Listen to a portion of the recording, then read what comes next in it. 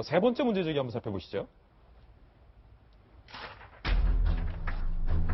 정당 지지율을 문제 삼았습니다.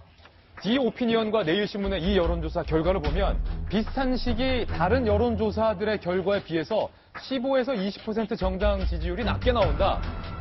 당 지지도가 낮게 나온다. 그렇다면 이거 신뢰도 자체가 좀 의심할 만한 건 아니냐라는 얘기인데 김병민 의원님 이 말은 어떻습니까? 이게 뭐 더불어민주당만 낮게 나온 게 아니라 전체적으로 좀 낮게 나오던데요. 딴 데도 다 낮게 나왔어요. 여론조사 결과를 보게 되면은. 그리고 저는 시점상으로 더불어민주당이 특정 여론조사를 보게 되면 한 50%에 대한 지지율까지 올라갔던 여론조사가 있어요. 근데 이러한 여론조사는 좀 조정이 될 거라고 보거든요. 왜냐하면 그동안 이제 안희정 지사로 대변될 수 있는 중도 보수의 표심까지 확장할 수 있었던 그런 부분들이 더불어민주당의 확장성의 기인을 분명히 해왔고요. 근데 지난 일주일에 우리가 김진애 앵커도 얘기했지만 슈퍼위크라고 얘기를 했지 않습니까? 예. 각 후보들이 조정되고 있는. 근데 월요일에 있는 광주 경선 그리고 수요일에 있었던 충청 경선을 통해 갖고 안희정 지사의 지지율이 뚝 떨어지는 모습을 보면서 더불어민주당의 확장성에 문제가 있구나라고 생각하면서 나름대로 표심을 정리해 갖고 그 보따리를 싸서 국민의당 안철수 후보로 이동하는 흐름을 분명히 우리가 두 눈으로 지금 볼 수가 있는 부분이거든요. 그렇다면 더불어민주당의 전통적인 지지층이 지난 한 2달 동안 확장되었던 부분들이 조금 일부 조정될 수 있는 확률은 분명히 있는 겁니다. 따라서 지금까지 나왔던 굉장히 높은 추세보다 앞으로 더불어민주당의 지지율이 조금 더 낮게 나올 수도 있어요. 예. 이거를 저는 박상철 교수님께서 굉장히 좋은 지점을 지적해 주셨다고 생각하는데 더불어민주당이 후보가 확정된 이후로 본선에서 승리하기 위해서는 절대로 지난번에 있었던 2달의 기간 동안에 더불어민주당이 받았던 사랑을 가지고 자만에 빠지면 안 되는 거거든요. 본격적인 승부는 이제 오늘자로 안철수 후보가 국민의당 후보로 선출되고 각종 당 후보가 다 만들어지는 예. 지금부터 시작인 겁니다. 따라서 더불어민주당의 지지도가 조금 낮게 나올 수도 있는 거고 또 때로 높게 나올 수도 있는 건데 이런 걸 가지고 좀 일희일비하지는 않았으면 좋겠다는 생각이 드는 거죠. 부총장님, 이거 노파심, 할머니 마음으로 걱정이 좀 된다면 안 그래도 지금 문재인 후보가 유력하잖아요. 유력 후보 중 한 명이고 또 위세도 대단하고 캠프에 교수들만 1000명 있고 혹시 디오피니언을 비롯해서 다른 여론조사 기관에서 혹은 내일신문과 같은 뭐 다른 의뢰한 기관에서 여론조사를 돌려봤는데 양자 대결에서 또 안철수 후보가 높게 나오면 야 이것도 우리 또 선관위 조사 의뢰하는 거 아니야. 이거 발표해 말어 그냥 하지 말자.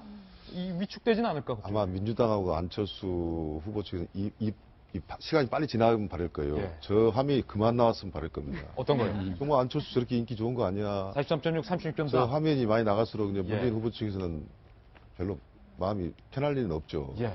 그런데 이게 있어요. 문재인이나 민주당 측에서도 너무 조바심을 가질 필요 없는 것은 안철수는 내일 아마 후보가 되겠죠. 오늘입니까? 오늘이죠. 그런데 이미 된 거나 마찬가지고 즉 컨벤션 효과가 이미 시작이 됐습니다. 예. 그리고 문재인 후보는 지금부터 컨벤션 효과가 나오는 거예요. 어젯밤에 됐기 때문에. 그렇죠. 1등 그러면 했잖아요. 문재인 후보는 그겁니다. 그동안에 이재명과 안희정과 싸웠지만은 그 세 사람 표를 합쳐보세요. 60%가 넘지 않습니까? 예. 사실은. 그러면 그 60%가 다 간다는 보장이 없거든요. 자, 이재명을 지지했던 정말 좌측에 있는 어쩌면 심상정을 지지할 사람이 이재명 때문에 민주당을 지지했었고 안희정 같은 경우는 유승민과 더 나가서 홍준표를 지지할 사람도 안희정을 지지했던 사람들이 왔단 말이죠. 이 표를 가지고 와야 돼요. 그래서 이제 문재인 후보가 앞으로 할 일은 뭐냐면 이제 집토끼는 컨벤션 효과가 뭐냐면요. 경선하다 보면 집토끼는 도망 안 갑니다. 집토끼 신경 쓰지 말고 사람 같아서 토끼에서 미안한데 산토끼. 산토끼. 정말 뭐 우리가 뭐 보수적이고 그동안에 민주당을 지지 안 했던 사람 혹은 안희정을 지지했지만 경선에서는 안희정을 지지했지만 본선에서는 안철수로 갈 사람 많지 않습니까? 예. 그런 사람을 끌고 오기 위해서 안보라든가 경제 문제를 이야기하면 예. 저 지지율은 언제든지 뒤집힐 수 있고 저는 역으로요. 안철수 후보한테는 저게 보약입니다. 안철수 후보 입장에서는 한 번도 저런 게 없었지 않습니까? 예.